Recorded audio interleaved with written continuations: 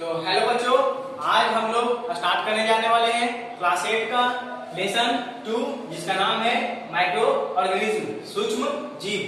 तो इसे स्टार्ट करने से पहले कुछ वर्ड मीनिंग है जिसे आप लोग राइट कर लें, फिर उसके बाद हम लोग आगे बढ़ते हैं। तो बच्चों, हम लोग शुरू करते हैं क्लास 8 का लेसन नंबर 2 जिसका नाम है माइक्रो ऑर्गेनिज्म, सूक्ष्म जीव। तो बच्चों शुरू करते हैं। तो इसे जानने पहले वर्ड मीनिंग आप लोग राइट कर चुके होंगे, तो हम लोग स्टार्ट करने जा रहे हैं माइक्रो ऑर्गेनिज्म। तो बच्चों, हम लोग सबसे पहले जान लेते हैं कि माइक्रो ऑर्गेनिज्म का मतलब होता क्या है। तो ये देखिए बच्चों, माइक्रो ऑर्गेनिज्म मतलब होता है the tiny organisms that are not visible to the naked eyes and can be seen only through the microscope is known as microorganism। तो बच्चों, माइक्रोऑर्गेनिज्म वो होता है इतना छोटा सा पार्टिकल्स, टीनी यानी कि छोटा, ऑर्गेनिज्म मतलब ऐसा छोटा सा ऑर्गेनिज्म जीव होता है जो कि नेक्ड आई से विजुअल नहीं होता है, यानी कि खुली आंखों से हम लोग उसे नहीं देख सकते हैं। तो खुली आंखों का मतलब ये नहीं बच्चों कि हम लोग आंखें बंद करके उसे देख सकते हैं, बल्कि खुली आंखों से नहीं देख सकते हैं मतलब it can be and can be seen only through the microscope is known as microorganism. यानी कि बच्चों, हम लोग उसे खुली आंख से नहीं बल्कि माइक्रोस्कोप की मदद से ही देख सकते हैं। ठीक है बच्चों, तो आप लोगों को पता चल गया होगा कि माइक्रोऑर्गेनिज्म क्या होता है। वो छोटा सा ऑर्गेनिज्म जिसे हम लोग खुली आंखों से नहीं देख सकते हैं, उसे हम लोग माइक्रोस्कोप से देख सकते हैं। उसके बाद बच्चों है माइक्रोबायोलॉजी। तो बच्चों, what is microbiology? The study of microbes और micro organisms is known as microbiology. Biology मतलब बच्चों, हम लोग जब माइक्रो ऑर्गेनिज्म की स्टडी करते हैं तो उसे माइक्रोबायोलॉजी कहते हैं। ठीक है बच्चों, जब हम लोग माइक्रोब्स की और माइक्रो ऑर्गेनिज्म की मतलब सूक्ष्म जीवों की स्टडी करते हैं तो उसे माइक्रोबायोलॉजी कहा जाता है। ठीक है बच्चों, उसके बाद है microbiologist. The scientist who study micro organism is known as microbiologist, biologist. ठीक है बच्चों, तो वो साइंटिस्ट जो माइक्रो ऑर्गेनिज्म के ऊपर स्टडी करता है उसे माइक्रोबायोलॉजिस्ट कहते हैं। उस साइंटिस्ट को माइक्रोबायोलॉजिस्ट कहते हैं। ठीक है बच्चों, तो आप लोग इसे राइट कर लें, उसके बाद हम लोग आगे बढ़ते हैं बच्चों। तो बच्चों, आप लोग लिख लिए होंगे microbiologist, what is micro organism and what is microbiology. उसके बाद बच्चों हम लोग स्टार्ट करते हैं how many types of micro organism, मतलब कि माइक्रो ऑर्गेनिज्म के कितने प्रकार होते हैं। तो बच्चों, माइक्रो ऑर्गेनिज्म 5 प्रकार के होते हैं: bacteria, fungi, protozoa, algae and viruses. ठीक है बच्चों, तो इसे आप लोग राइट कर लें, फिर उसके बाद हम लोग एक एक करके इन सभी टाइप्स के ऊपर यानी सभी माइक्रो ऑर्गेनिज्म के ऊपर हम लोग बात करेंगे, उसके ऊपर थोड़े थोड़े नोट्स बनाएंगे और फिर हम लोग बच्चों मैं समझाऊंगा कि आखिर वो होते क्या है। तो ठीक है बच्चों, आप लोग इसे राइट कर लें। तो बच्चों, अब हम लोग आगे बात करने जाते हैं टाइप्स ऑफ बैक्टीरिया। तो आप लोग देख चुके होंगे कि 5 प्रकार के होते हैं। अब हम लोग सभी बैक्टीरिया पर एक एक करके चर्चा करते हैं।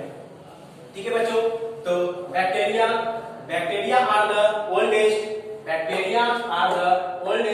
structurally the simplest and the most diverse and widespread organism on the earth। मतलब बच्चों, जो बैक्टीरिया है वो सबसे पुराना, ठीक है, स्ट्रक्चरली द सिंपलेस्ट मतलब उसका जो आकार होता है वो बहुत ही सिंपल तरह का होता है, एंड द मोस्ट डाइवर्स मतलब बहुत फैला हुआ, ठीक है, बहुत जगह पे फैला हुआ, एंड वाइड स्प्रेड मतलब फैला हुआ, ठीक है, ऑर्गेनिज्म ऑन द अर्थ। ठीक है बच्चों, यानी कि बैक्टीरिया जो है वो धरती पे बहुत ही फैला हुआ और सबसे पुराना, ठीक है, जीव ऑर्गेनिज्म है। ठीक है बच्चों, तो देखिए बच्चों, बैक्टीरिया जो होते हैं वो 4 प्रकार के होते हैं on the basis of their shape. ठीक है, बैक्टीरिया को on the basis of their shape यानी उनके आकार के अनुसार 4 भाग में बांटा गया है। वो चारों जो भाग है, प्रकार है, उसे हम लोग देख लेते हैं।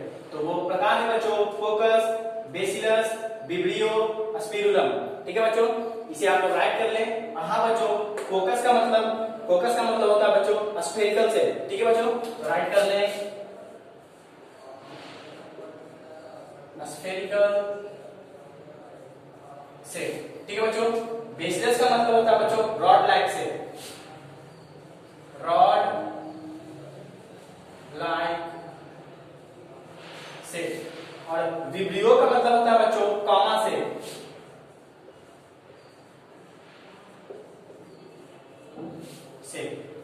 एंड स्पिरुलम का मतलब होता है बच्चों स्पाइरल शेप।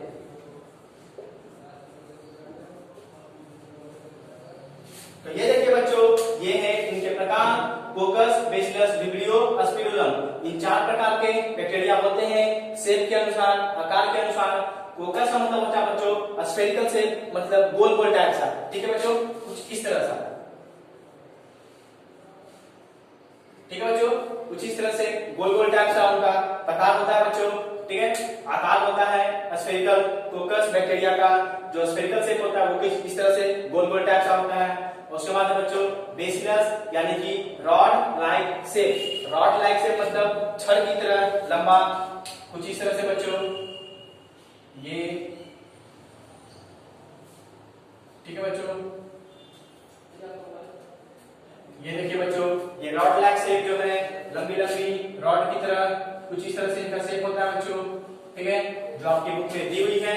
ठीक है बच्चों, इस तरह से शेप होता है। उसके बाद विब्रियो मतलब कॉमा शेप, यानी कि कॉमा की तरह उनका शेप रहता है बच्चों। वो मैं बनाने की कोशिश करता हूं कुछ इस तरह से।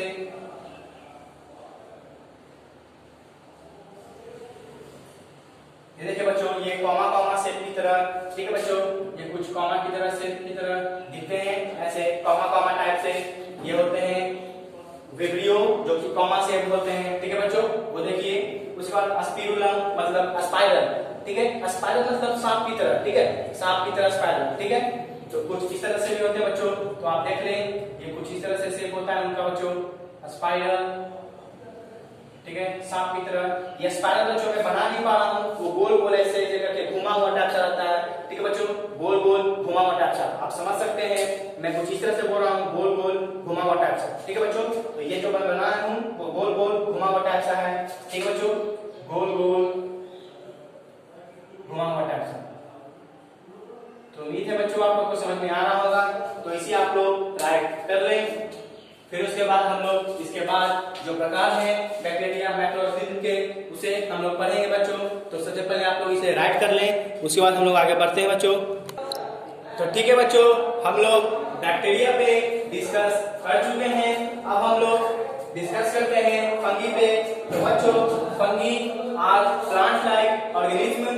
फंगी जो होते हैं वो प्लांट की तरह दिखने वाले ऑर्गेनिज्म होते हैं that contain a cell but do not contain any chlorophyll। मतलब कि वो एक सेल से बने हुए होते हैं लेकिन उनके अंदर कोई भी क्लोरोफिल नहीं होती है। मतलब कि बच्चों आप लोग जानते होंगे जो प्लांट होते हैं उनमें क्लोरोफिल होती है। ठीक है, क्लोरोफिल एक रंजक पदार्थ होती है। ठीक है, जो कि ग्रीन कलर प्रदान करती है पौधों को। ठीक है, जैसे कि पौधा जो पत्ता होता है, लीफ, ठीक है, वो हरा कलर का होता है। इसके कारण क्योंकि उनके अंदर क्लोरोफिल की मात्रा होती है। ठीक है, तो क्लोरोफिल की वजह से वो ग्रीन दिखते हैं। तो आप जानते होंगे बच्चों कि पौधों का एक खास एक अति जो है उन्हें डिफर्स करता है, मतलब उनका एक खास प्रकार जो है, मतलब कि वो होता है क्लोरोफिल का होना। ठीक है, यानी अगर कोई भी प्लांट में क्लोरोफिल है, ठीक है, तो वो उनका एक महत्वपूर्ण एक खास चीज है। ठीक है, जिसका होना बहुत जरूरी है। लेकिन आप लोग देख सकते हैं कि फंगी में क्लोरोफिल नहीं है, परंतु वो fungi are plant like organism. लेकिन फंगी जो होते हैं वो प्लांट की तरह दिखने वाले ऑर्गेनिज्म होते हैं। तो आप सोच सकते हैं बच्चों, ये प्लांट की तरह दिखते हैं लेकिन उनमें क्लोरोफिल होती नहीं है, यानी कि ये बहुत ही विचित्र तरह के ऑर्गेनिज्म है। इसलिए बच्चों इन्हें न प्लांट में रखा गया है न ऑर्गेनिज्म में रखा गया है। यानी 2 किंगडम होते हैं बच्चों, एक प्लांट किंगडम होता है, एक एनिमल किंगडम होता है बच्चों, जिनमें एनिमल किंगडम में एनिमल्स को रखा जाता है, प्लांट किंगडम में प्लांट्स को रखा जाता है। जबकि फंगी को ना प्लांट में रखा गया है ना ही एनिमल में रखा गया है, क्योंकि बच्चों इनका प्रॉपर्टीज आप लोग देख सकते हैं कितना अलग है। ठीक है, ये प्लांट की तरह होते हैं लेकिन इनमें क्लोरोफिल नहीं होती है। जबकि प्लांट्स का एक महत्वपूर्ण एक उनका अति है जो कि इंपॉर्टेंस है, जो कि क्लोरोफिल का होना होता है। ठीक है, लेकिन इनमें क्लोरोफिल तो है ही नहीं। ठीक है, इसलिए बच्चों फंगी बहुत ही अलग प्रकार के ऑर्गेनिज्म होते हैं। ठीक है, कुछ एग्जांपल है बच्चों फंगी के जो हम लोग देख लेते हैं, वो है ईस्ट, ठीक है, जिसे हम लोग हिंदी में खमीर कहते हैं, ठीक है। तो जो ये ईस्ट होता है ना बच्चों, वो अल्कोहल, ठीक है, जिसे हिंदी में शराब बोला जाता है, अल्कोहल बनाने में मदद किया करता है, यानी कि ईस्ट के मदद से हम जो बहुत सारे जो लोग होते हैं वो अल्कोहल बनाते हैं, ठीक है बच्चों। उसके बाद है बच्चों राइजोपस, ये सब बच्चों जो मैं बता रहा हूँ, ईस्ट, राइजोपस, ठीक है, ये सब फंगी के प्रकार है बच्चों, एग्जांपल है, ठीक है, ये सब फंगी होते हैं। तो राइजोपस बच्चों वो फंगी है जो कि ब्रेड पे, द ब्रेड मोल्ड, यानी जो ब्रेड पे लगता है, ठीक है। आप लोगों ने देखा होगा बच्चों कि जब हम लोग ब्रेड को खुले में रख देते हैं कुछ दिनों तक, तो उस पे कुछ दाग दाग टाइप का, काला काला टाइप का कुछ उसमें आ जाता है, जो कि बहुत ही बदबू देता है। तो मैं बता दूं बच्चों, वो कुछ और नहीं, फंगी होता है, ठीक है बच्चों। और वो फंगी कौन होता है बच्चों? वो होता है राइजोपस। क्या होता है बच्चों? राइजोपस। वो फंगी राइजोपस होता है, ठीक है बच्चों। उसके बाद अगैरिकस, ठीक है बच्चों, अगैरिकस भी एक फंगी है जिसे हम लोग कॉमन नेम मशरूम कहते हैं बच्चों। मशरूम, आप लोगों ने भी मशरूम की सब्जी खाई होगी, जो हम लोग मशरूम जिसे हम लोग खाते हैं वो मशरूम अगैरिकस होती है बच्चों। वो मशरूम क्या होती है? अगैरिकस, ठीक है बच्चों। वो मशरूम अगैरिकस होती है जिसे हम लोग खाते हैं, वो भी एक फंगी होती है बच्चों, ठीक है। उसके बाद है बच्चों पेनिसिलियम, ठीक है, तो ये भी एक फंगी है बच्चों। इस पेनिसिलियम का यूज हम लोग एंटीबायोटिक दवा होती है उसे बनाने में मदद किया जाता है। इसी की मदद से हम लोग, बहुत सारे लोग एंटीबायोटिक दवा जो है वो बनाते हैं, ठीक है बच्चों। तो इसे आप लोग राइट कर लें। उसके बाद हम लोग अपने अगले जो मैक्रो ऑर्गेनिज्म का टाइप्स है उस पे चलते हैं बच्चों। तो आप लोग इसे राइट कर लें, ठीक है बच्चों। तो बच्चों अब हम लोग शुरू करते हैं दो अलग अलग प्रकार बच्चों, प्रोटोजोआ, एल्गे। तो देखिए बच्चों, protozoa are unicellular and macroscopic organism. They are the simplest animal like organism. They are heterotrophs. Example है amoeba, paramecium euglena, plasmodium, Entamoeba, Trypanosoma and Leishmania, ठीक है बच्चों। Protozoa are unicellular and macroscopic, मतलब protozoa जो होते हैं वो एक कोशिकीय, मतलब एक सेल उसमें होगी, एक सेल से वो, एक ही सेल से वो बने हुए होते हैं। एंड माइक्रोस्कोपिक ऑर्गेनिज्म का मतलब बच्चों, मैक्रो मतलब बहुत ही छोटे से ऑर्गेनिज्म होते हैं, ठीक है बच्चों। They are the simplest animal like organism. ये सिंपलेस्ट जानवर की तरह ऑर्गेनिज्म होते हैं, तरह दिखने वाले ऑर्गेनिज्म होते हैं। दे आर हेटरोट्रॉप्स, मतलब ये परपोषी होते हैं बच्चों, मतलब ये अपना भोजन खुद नहीं बनाते हैं, ये दूसरों पे निर्भर होते हैं बच्चों, ठीक है। एग्जाम्पल है इसके अमीबा है, पारामीशियम है, यूग्लिना है, प्लाज्मोडियम है, इंटा अमीबा है, ट्रिपेनोसोमा एंड लिशमानिया, ठीक है बच्चों। ये एग्जाम्पल कुछ इंपॉर्टेंट एग्जाम्पल है जिन्हें आप लोग राइट कर लें और रिमेम्बर कर लें। फिर हम लोग बच्चों एल्गे पे आते हैं। Algae are plant like organism that possesses cell walls and contain chlorophyll। जो एल्गे जो होते हैं बच्चों, वो प्लांट की तरह दिखने वाले ऑर्गेनिज्म होते हैं जिनके पास दैट पोसेसेस सेल वॉल, जिनके पास सेल वॉल यानी कि जो कोशिका की जो छाल होती है, ठीक है, कोशिका के ऊपर सेल वॉल मतलब सेल के ऊपर रहने वाला जो दीवार होती है जिसे कोशिका की छाल बोला जाता है, ठीक है, वो होती है इनके पास, ठीक है बच्चों। एंड कंटेन क्लोरोफिल, मतलब इनके पास क्लोरोफिल होती है। और मैंने बच्चों आप लोग को बताया था जो प्लांट्स होते हैं उनके पास क्लोरोफिल का होना बहुत ही इंपॉर्टेंट चीज है, ठीक है। तो ये इनके पास क्लोरोफिल होती है, इसलिए ये प्लांट की तरह ऑर्गेनिज्म होते हैं बच्चों। They range in complexity from tiny microscopic forms to very complex forms such as kelp. इनकी जो बच्चों रेंज है, मतलब जो इनकी कितनी बड़ी रेंज होती है, छोटी से लेकर बड़ी तक, वो जो इनकी रेंज है वो जो कॉम्प्लेक्सिटी है फ्रॉम टीनी माइक्रोस्कोपिक मतलब छोटी सी जीभ से लेकर के टू वेरी कॉम्प्लेक्स फॉर्म्स मतलब बहुत ही बड़ा जटिल फॉर्म, ठीक है, जटिल रूप होता है। जैसे बच्चों ये जो लाइन है बच्चों वो ये कहना चाहता है कि जो एल्गे जो होते हैं वो बच्चों छोटी से लेकर के बहुत बड़ी होती है, इनका रेंज छोटा से लेके बहुत बड़ा होता है, ठीक है बच्चों। ये बहुत छोटे होते हैं जिन्हें हम लोग नेक्ड आई से मतलब खुली आंखों से नहीं देख सकते हैं, उन्हें देखने के लिए हम लोग को माइक्रोस्कोप की जरूरत होगी, ठीक है बच्चों। और इनका फॉर्म्स बहुत बड़ा भी होता है, जैसे कि यहाँ दिया हुआ है very complex forms such as kelp. तो मैं आप लोगों को बताता हूं बच्चों केल्प क्या होता है। बच्चों केल्प अमीबा का एक प्रकार होता है जो कि बहुत बड़ा होता है, ठीक है बच्चों, ये समुद्र में पाया जाता है। और मैं आप लोगों को एक बात बताता हूं बच्चों, जब बहुत बड़ी बड़ी जहाज जो होती है, जहाज शिप, ठीक है बच्चों, जो बड़ी बड़ी जहाज जो शिप जो होती है जब समुद्र से गुजरती है, खास करके श्रीलंका के पास, क्योंकि श्रीलंका की जो समुद्र है, श्रीलंका जाने के लिए जो लोग जाते हैं शिप से, वहां बहुत खतरा होता है बच्चों, क्योंकि वहां पे बहुत बड़े बड़े केल्प, ये केल्प बच्चों जो समुद्र के अंदर जो प्लांट्स होते हैं ना, प्लांट्स, ठीक है, बड़े पत्ते वाले पौधे होते हैं, ठीक है, बड़े लंबे लंबे पौधे, ठीक है, उन्हें कहा जाता है केल्प, ठीक है, वो होते हैं समुद्र के अंदर, ठीक, वो बहुत बड़ा होता है बच्चों। तो अगर जब शिप पार होता है तो उनका शिप का जो इंजन होता है नीचे में बच्चों, जो रनर जो घूमते रहता है गोल गोल पंखे की तरह, पंखा की तरह जो घूमते रहता है, उनमें जाकर के ये केल्प फंस जाते हैं। ये फंसने के कारण क्या होता है बच्चों, जहाज जो है वो डूब जाता है। इसलिए बच्चों जहाज में एक ऐसा मशीन लगा होता है, उस मशीन से जहाज जो शिप जो ड्राइवर होता है, शिप ड्राइवर, उसे पहले ही पता चल जाता है कि आगे एक बहुत बड़ा केल्प है, तो वो लोग बच्चों जहाज को उड़ा लेते हैं और साइड से अपना चले जाते हैं, ठीक है बच्चों। केल्प आप लोगों को पता चल चुका होगा क्या होता है। उसके बाद इनके एग्जाम्पल है बच्चों एल्गे के, वो हम लोग देख लेते हैं। वो है डायटम्स। डायटम बच्चों ये एल्गे के एग्जाम्पल हैं, जो कि एक सॉफ्ट बॉक्स, ठीक है, सॉफ्ट नहीं, सोप बॉक्स, साबुन दानी, ठीक है, साबुन रखने का जो बॉक्स होता है ना, उनके तरह ये दिखते हैं, बिल्कुल ऐसा है खुला हुआ, ये बॉक्स की तरह, ठीक बच्चों, ये बॉक्स होता है साबुन रखने वाला, बिल्कुल इसके तरह ये दिखते हैं बच्चों, इस साबुन दानी की तरह, ठीक है बच्चों, कुछ इस तरह से दिखते हैं बच्चों ये डायटम्स, ठीक है बच्चों। उसके बाद वॉल्वॉक्स है, क्लेमिडोमोनास है, फ्यूकस है एंड स्पाइरोगारा है। ये कुछ एग्जांपल है बच्चों जिन्हें आप लोग राइट कर लें। उसके बाद हम लोग अपना फिफ्थ ग्रुप पे चलते हैं, जो है वायरसेस, ठीक है बच्चों, इसे आप लोग राइट कर ले बच्चों, ठीक है। तो बच्चों हम लोग अपने लास्ट ग्रुप पे आते हैं, जो है वायरसेस। तो बच्चों viruses are much smaller than bacteria and can be viewed only with the help of a special microscope called electron microscope। मतलब बच्चों वायरस जो होते हैं वो बैक्टीरिया से भी बहुत छोटे होते हैं बच्चों, बहुत छोटे, ठीक है, वो इतने छोटे होते हैं जिन्हें हम लोग माइक्रोस्कोप से नहीं देख सकते हैं। उन्हें देखने के लिए हम लोग को इलेक्ट्रॉन माइक्रोस्कोप की जरूरत पड़ती है बच्चों, ठीक है। तो इलेक्ट्रॉन माइक्रोस्कोप की मदद से हम लोग वायरसेस को देख सकते हैं, ठीक है बच्चों। वायरस जो होते हैं बच्चों वो कई प्रकार के होते हैं।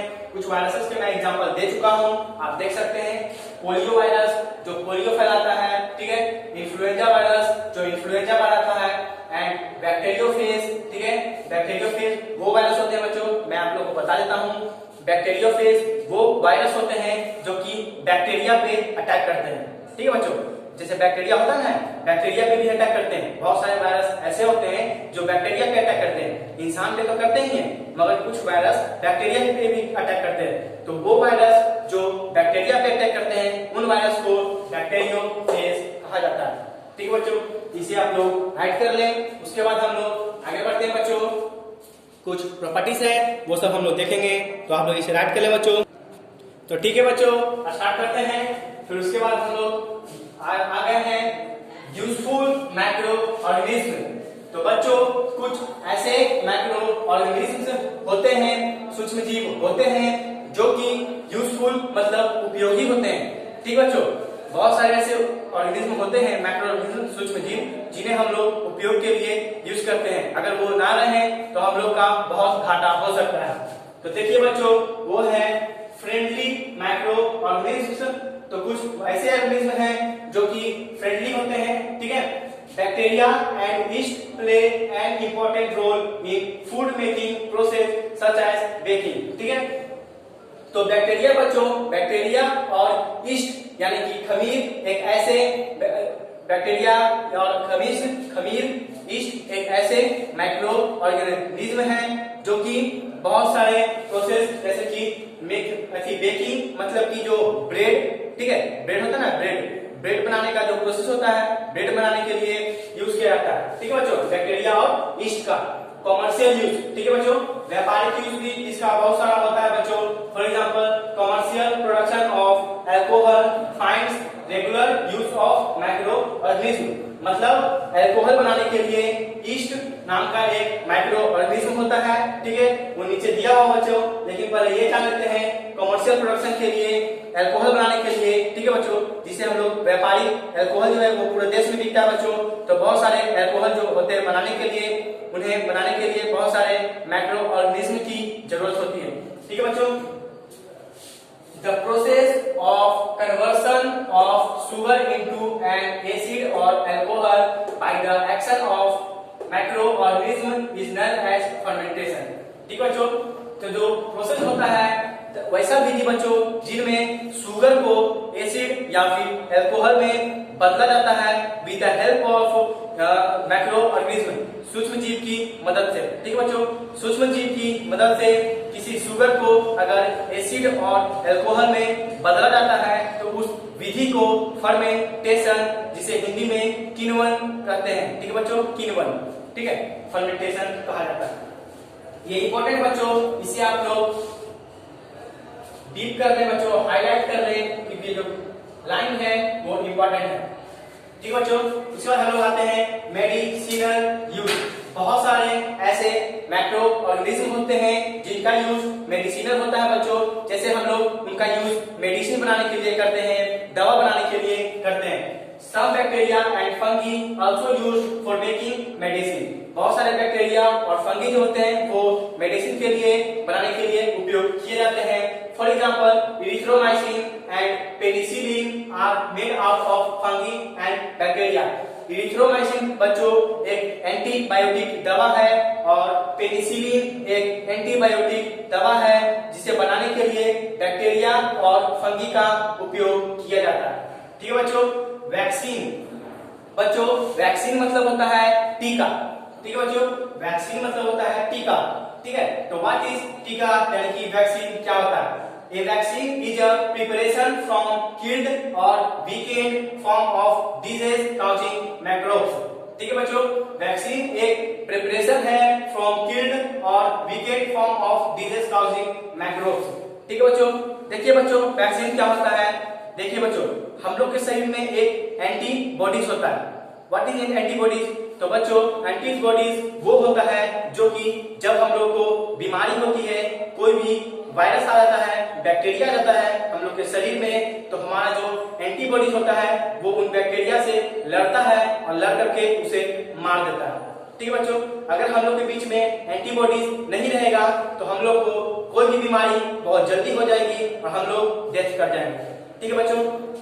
तो बहुत सारे बच्चों में जैसे छोटे छोटे बच्चे होते हैं जिनके अंदर एंटीबॉडीज नहीं होती है, ठीक है बच्चों, तो उन्हें टीका लगाया जाता है, यानी कि वैक्सीन, ये वैक्सीन का उपयोग किया जाता है, उन्हें टीका लगाया जाता है। तो टीका से क्या होता है बच्चों, वैक्सीन में क्या होता है, जो टीका लगाया जाता है, जो सुई दी जाती है, ठीक है, तो जो सुई रहती है, ठीक है, इंजेक्शन, उस सुई के अंदर एक ऐसा दवा रहता है, वो कोई दवा नहीं बच्चों, उसके अंदर बैक्टीरिया रहता है, वही वायरस रहता है जो कि जिससे कि आपको बचाने के लिए वो टीका लगाया जा रहा है। फॉर एग्जाम्पल हम लोग को चेचक का टीका बचपन में लगाया जाता है, ठीक है बच्चों। तो वो चेचक का टीका क्या होता है मैं बताता हूँ। उस चेचक के टीके यानी उस सीरीज के अंदर, इंजेक्शन के अंदर वो चेचक वाला वायरस ही, चिकन पॉक्स वायरस एक होता है, ठीक है, वो उसी के अंदर रहता है। उस दवा के अंदर वो चिकन पॉक्स जो वायरस रहता है वो बहुत ही कमजोर, वीकेंड, ठीक है, वीकेंड, ये वीकेंड और किल्ड,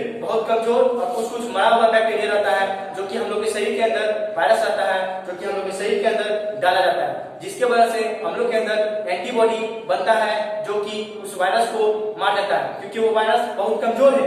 वीकेंड और किल्ड मतलब कुछ कुछ तो मरा हुआ भी है और कोई कमजोर है। तो सबसे पहले एंटीबॉडी बनता है, वो मरा हुआ को मारता है, फिर उसके बाद मरा हुआ तो मरा हुआ ही है, ठीक, उसके बाद कमजोर वाला को मारता है, ठीक है, और हम लोग के शरीर के अंदर एक एंटीबॉडी उत्पन्न हो जाता है, ठीक है बच्चों, उत्पन्न हो जाता है, प्रोड्यूस हो जाता है, और फिर वो एंटीबॉडी हम लोग के शरीर में हम लोग के फ्यूचर के लिए मतलब बड़े होने तक रहता है, ताकि हम लोग को कभी भी चिकन पॉक्स हो मतलब चेचक हो तो वो जो एंटीबॉडी है वो वापस उस वायरस से, यानी कि जो चिकन पॉक्स वायरस है उस वायरस से लड़ सके और उसे मार सके, ठीक है बच्चों। यही होती है वैक्सीन, टीका। ठीक है बच्चों, vaccine is a preparation from kill और weakened form of disease causing microbes. ठीक है, it is used for making antibodies against infection के अगेंस्ट, ठीक है, उनके विरुद्ध हम लोग के शरीर में एंटीबॉडीज बनाई जाती है, जैसा कि मैंने आप लोग को बताया। ठीक है बच्चों, अब आप लोग इसे राइट कर लें, उसके बाद फिर हम लोग आगे बढ़ते हैं।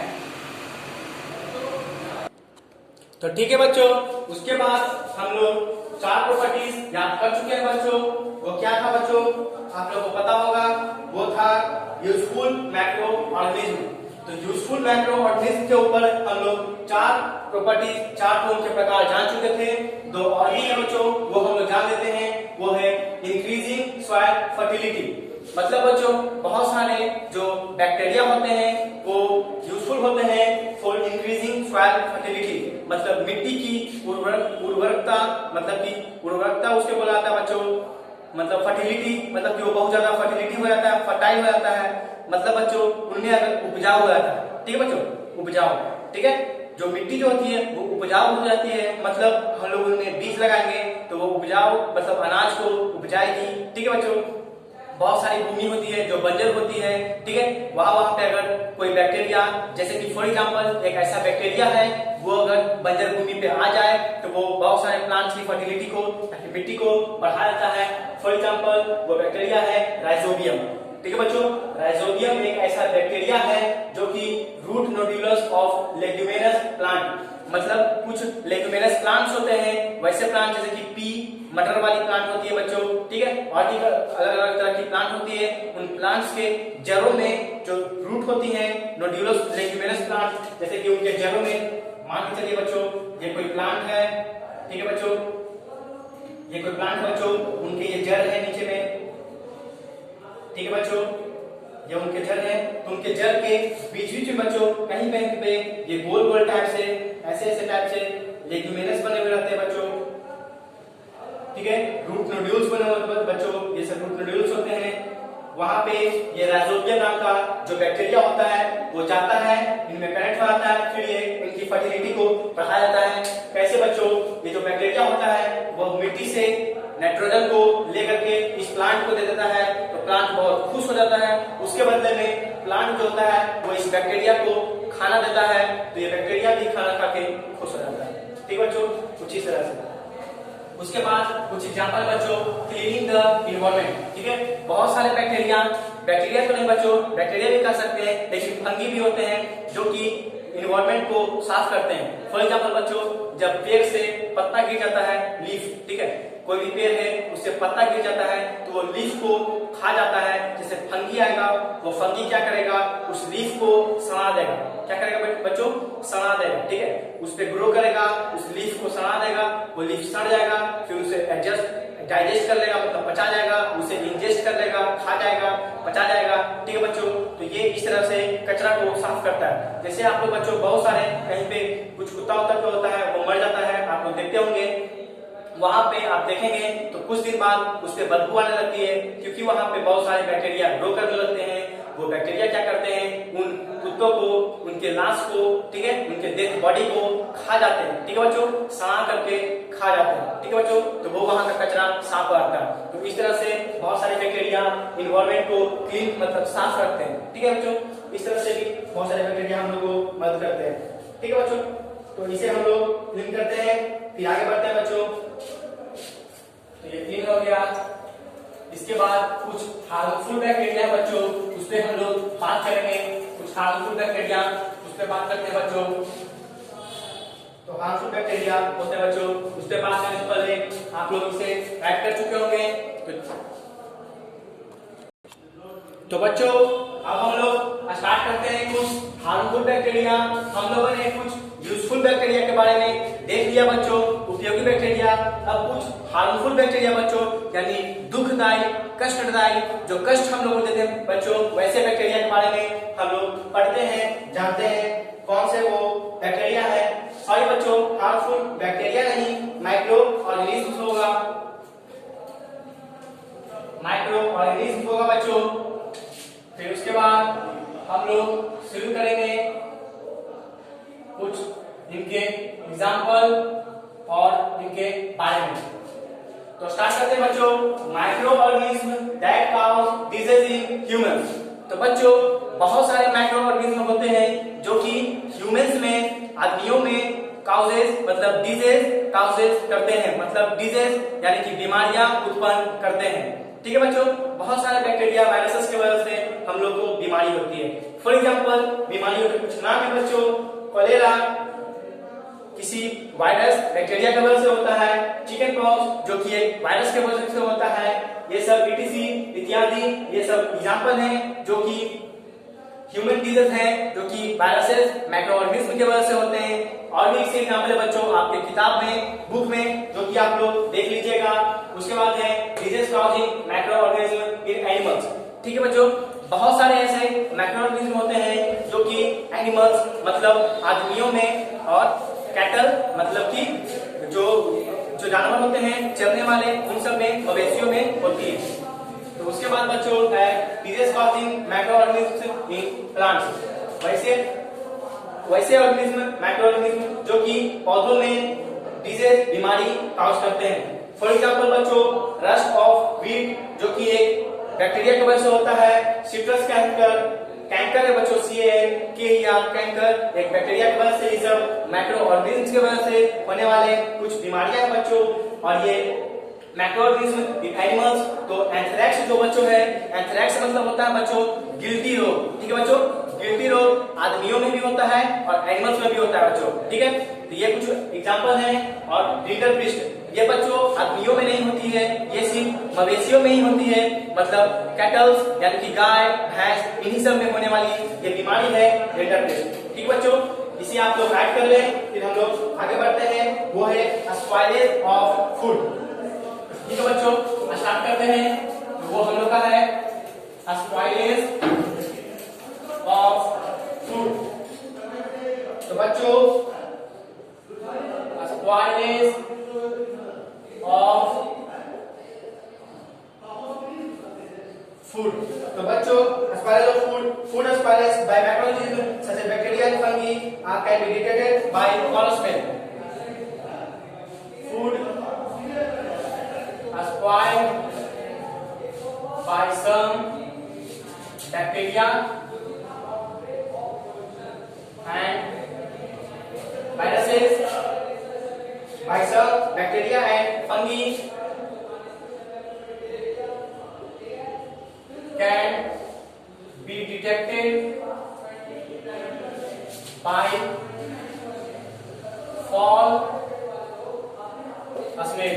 ठीक है बच्चों, तो फॉल स्मेल मतलब अगर कोई भी फूड स्पाइल हो चुका है, खराब हो चुका है, उस पर बैक्टीरिया ग्रो कर जाता है, तो बैक्टीरिया के ग्रो होने वजह से वो फूड जो होते हैं वो खराब हो जाते हैं। तो उन फूड्स का एकदम वो कैसे पता लगे कि वो फूड जो है वो स्पाइल हो चुका है, खराब हो चुका है, तो उसे चेक करने के लिए फाउल स्मेल, उससे गंदी बदबू आने लगती है बच्चों, उनका टेस्ट खराब हो जाता है। ठीक है बच्चों, ये कुछ है, ये कुछ ऑब्जर्वेशन है जिसको ऑब्जर्व करने के बाद आप पता लगा सकते हैं कि फूड जो है वो स्पाइल हो चुका है। फिर बच्चों फूड प्रिजर्वेशन। व्हाट इज बच्चों, तो ये है बच्चों व्हाट इज फूड प्रिजर्वेशन। तो बच्चों द प्रोसेस, नहीं बच्चों, protection from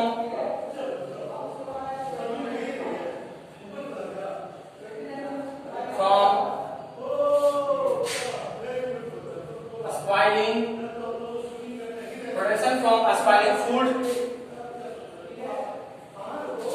is known as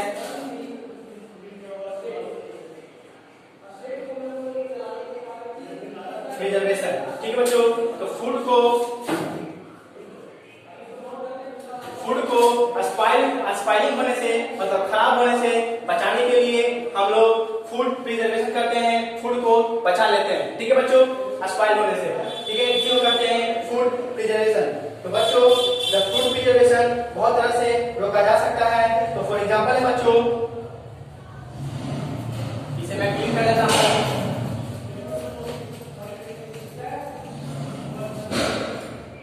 Food spoiling spoiling can be stopped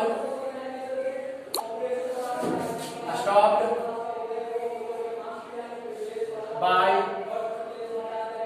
some method। वो मेथड है बच्चों प्रिवेंशन बाय कॉमन सॉल्ट,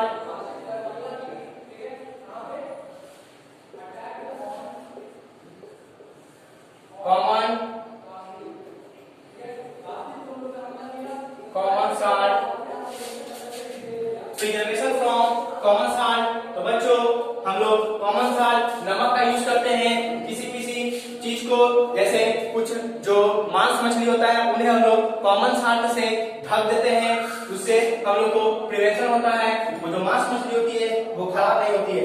और एग्जाम्पल बच्चों chemicals preservation,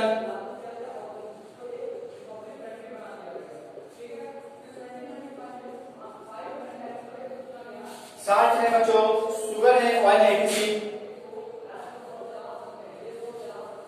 sugar, oil, etc।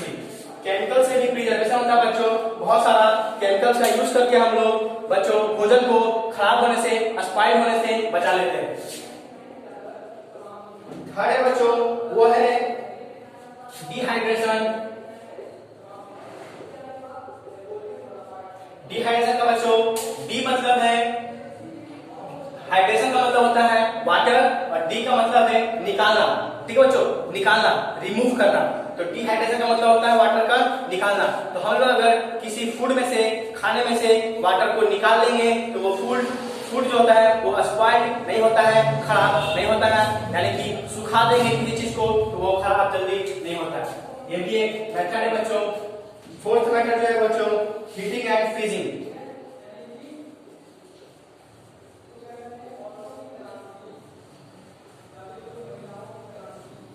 Heating and freezing treatment. Heating and freezing मतलब गर्म करके या फिर उसको फ्रीज में डाल के भोजन को हम लोग स्पॉइल होने से, खराब होने से बचा सकते हैं। फिफ्थ है बच्चों कैनिंग। कैनिंग बच्चों मतलब किसी भी भोजन को अगर हम लोग पैक करके किसी डब्बे में, कंटेनर में पैक करके रखेंगे तो वो भोजन जो होता है वो स्पॉइल नहीं होता है। ठीक है बच्चों, ये है कुछ प्रोसेस जिससे आप लोग स्पॉइल फूड को होने से बचा सकते हैं। इसे राइट करते हैं बच्चों, उसके बाद हम लोग आगे बढ़ते हैं। तो आगे चलते हैं बच्चों। तो आगे हम लोग का है बच्चों वो है पैस्चुराइजेशन, पाश्चुरीकरण। ठीक है बच्चों, अब हम लोग का है पैस्चुराइजेशन, पाइसीकरण। तो बच्चों पैस्चुराइजेशन यानी कि पैस्चुरीकरण एक ऐसा प्रोसेस है, it is the process in which milk is heated, दूध को गर्म किया जाता है टू अ हाई टेम्परेचर, बहुत ही ऊंचाई, हाई मतलब ऊंचे तापमान पे, ऑफ अराउंड 70 डिग्री सेल्सियस, लगभग 70 डिग्री सेल्सियस तक, फॉर अबाउट 30 मिनट्स यानी 30 मिनट तक। ठीक है बच्चों, एंड देन कूल्ड रैपिडली, और फिर उसे जल्दी से ठंडा किया जाता है। ठीक है बच्चों, this help in destroying harmful microbes, preventing their further growth.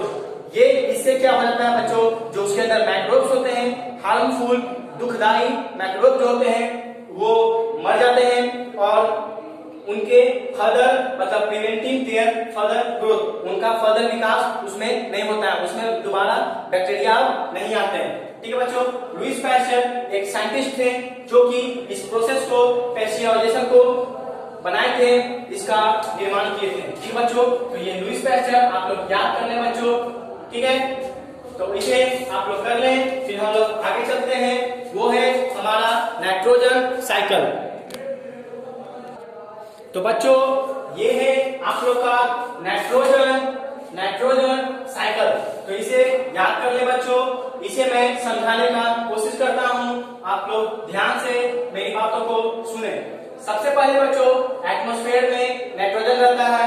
ठीक है बच्चों, वो एटमॉस्फेयर का जो नाइट्रोजन है वो लाइटनिंग फिक्सेड नाइट्रोजन, मतलब बच्चों जब बरसात होती है तो जो चमकता है, बिजली चमकता है, तो बिजली चमकने से क्या होता है बच्चों, नाइट्रोजन जो वातावरण में नाइट्रोजन और ऑक्सीजन होते हैं वो दोनों टकराते हैं, टकरा करके एक नया कंपाउंड बनाते हैं। ठीक है बच्चों, तो लाइटनिंग फिक्स नाइट्रोजन, लाइटनिंग मतलब चमकने से, ठीक है, क्या होता है कि जो वातावरण का जो नाइट्रोजन होता है वो बदल करके कंपाउंड्स ऑफ नाइट्रोजन ईंधन बन जाता है, कंपाउंड्स ऑफ नाइट्रोजन बन जाता है और वो पानी में मिल करके, ठीक है, सॉइल में आ जाता है। ठीक है बच्चों, फिर वो सॉइल से आने के बाद बहुत सारे बैक्टीरिया होते हैं जो कि नाइट्रोजन को बदल देते हैं नाइट्रोजन में, गैसियस नाइट्रोजन में, और फिर वो गैसियस नाइट्रोजन होता है वो वापस एटमॉस्फेयर में चला जाता है। ठीक बच्चों, दूसरा होता है एटमॉस्फेयर से नाइट्रोजन को fixing bacteria and blue green algae fix atmospheric nitrogen. बहुत सारे बैक्टीरिया होते हैं जो कि एटमॉस्फेयर के नाइट्रोजन को चेंज करते हैं, उसे फिक्स करते हैं। ठीक है, bacteria inter fix nitrogen into nitrogenous compound. फिर बैक्टीरिया क्या करते हैं, उन नाइट्रोजन का उपयोग करके नाइट्रोजनस कंपाउंड बनाते हैं। ठीक है बच्चों, फिर वो compounds of nitrogen in the soil, और वो कंपाउंड सॉइल में मिल जाती है और फिर वो सॉइल से बैक्टीरिया, फिर से दूसरा बैक्टीरिया उस सॉइल से कंपाउंड्स का, नाइट्रोजन के कंपाउंड्स को वापस एटमॉस्फेयर में नाइट्रोजन बना करके फिक्स कर देता है, वापस एटमॉस्फेयर में आता है। ठीक है बच्चों, compounds of nitrogen in the soil से क्या होता है, बहुत सारे बैक्टीरिया होता है, जैसे मैंने बताया था राइजोबियम एक ऐसा बैक्टीरिया होता है जो कि प्लांट्स जो लेते हैं नाइट्रोजन लेते हैं, उस नाइट्रोजन को चेंज करके प्लांट को देता है। ठीक है, फिर वो प्लांट क्या करते हैं, जब मर जाते हैं या फिर जीवित रहते हैं तो कुछ एनिमल उसे खा जाते हैं, तो एनिमल खाते हैं तो एनिमल के अंदर नाइट्रोजनस कंपाउंड चला जाता है। फिर वो कंपाउंड क्या होता है, जब वो आदमी या फिर जानवर मर जाता है तो nitrogenous waste from excretion and death, या फिर मरने के बाद उस आदमी से ये नाइट्रोजनस वेस्ट निकलेगा या फिर क्या चीज होगा, एक्सक्रीशन, उनके मल तैयार करने से वो नाइट्रोजनस कंपाउंड निकलेगा। फिर वो कंपाउंड्स को नाइट्रोजन आ जाएगा, वो नाइट्रोजन को, वो नाइट्रोजन के कंपाउंड को बैक्टीरिया लेगा और फिर से वो एटमॉस्फेयर में भेज जाएगा। ये इतना प्रोसेस है बच्चों, इसे आप लोग याद कर लें तो बहुत बेटर होगा। ठीक है बच्चों, तो मैं इसे क्लिक करता हूँ और फिर कुछ होमवर्क है बच्चों जो कि आप राइट कर लें तो बहुत अच्छा होगा बच्चों। ठीक है, तो वो होमवर्क ये है, मैं देने जा रहा हूं बच्चों आप लोग का होमवर्क, आप लोग राइट कर लें उस होमवर्क को।